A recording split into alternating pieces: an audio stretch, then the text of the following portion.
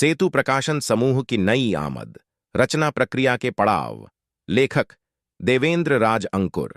प्रसिद्ध रंगकर्मी और विद्वान श्री देवेंद्र राज अंकुर की नव्यतम पुस्तक है।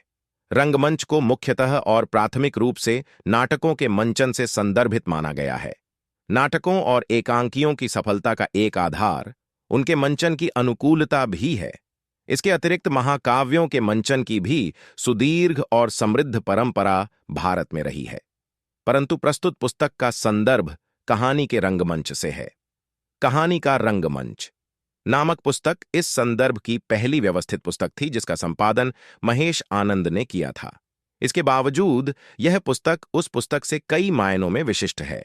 पहली तो यह एक लेखक द्वारा रचित है। दूसरे, इसको पहली पुस्तक से लगभग 50 वर्ष बाद लिखा गया है। तो इस लंबी समयावधि में रंगमंच, ज्ञान सरणी और कहानी विधा में जो विस्तार हुआ, उसे पुस्तक समेटती है।